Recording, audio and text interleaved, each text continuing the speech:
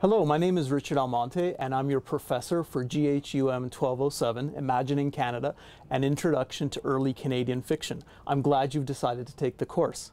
I think you're going to enjoy learning about Canada's early famous authors and writers, and about the excellent books that they wrote and published. Besides learning about the literary and cultural significance of these books, I also hope you're going to see that these books speak to issues, social issues, political issues, economic issues that are still important to Canada and Canadians today. I'm sitting in my office in room 405 in the SJC building. Please feel free to make an appointment with me at any point in the semester to discuss anything. For instance, course-related issues, assignments, tests, exams. An email is the best way to reach me. This course is an introduction to the 4 most important books written by Canadian authors before 1914.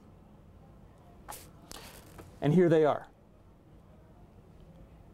You will be reading all 4 of them by the end of the semester. If you follow my instructions each week in the required reading link on Blackboard, you'll have no problem finishing the books by the end of the course. The first author on the course is John Richardson.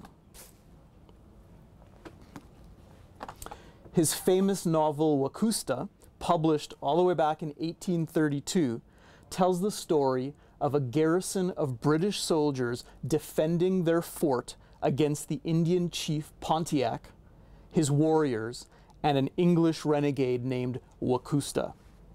The novel is full of romance, battles, murder, supernatural elements, disguise, and other elements that you would expect from a fast-paced romantic/gothic novel of the time. It's definitely one of my favorites. Our next author on the course is Susanna Moodie. In 1852, so about 160 years ago, she published one of early Canada's most famous books, Roughing It in the Bush, about her and her family's experience as pioneer farmers in the Canadian wilderness.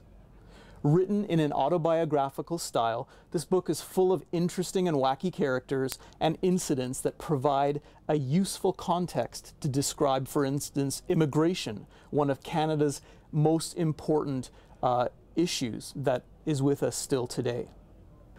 Almost every Canadian, and many people in countries around the world from Japan to Poland, has heard of our next author, Lucy Maud Montgomery, and her famous book, Anne of Green Gables, which she published in 1908, so just over 100 years ago. The book is about a spirited and intelligent orphan girl who is adopted and raised on a farm in Prince Edward Island. The book has inspired dozens of films, plays, musicals, comic books, toys, and other pop cultural products that you've probably seen or heard of. Students always get a kick out of reading and discussing this book. Finally, you'll be reading Stephen Leacock's 1912 bestseller, Sunshine Sketches of a Little Town, published about 100 years ago. Leacock's trademark gentle humor made him the most famous humorist in the world in the early 20th century. In this book, Leacock pokes fun at the citizens of a small Ontario town, including tavern keepers, bankers, religious leaders, politicians, young lovers. The book makes a great ending to the course because it was published 100 years ago, and so it lets us draw direct comparisons between Canadian society today and 100 years ago. The keys to success in this course are simple. First, read these 4 books regularly each week following my plan. Next, complete the learning activity and discussion each week. Third, work on the 2 main assignments in the course, the dramatization and the comparative essay, and work on them ahead of time. Finally, make sure to begin by watching this short video each week.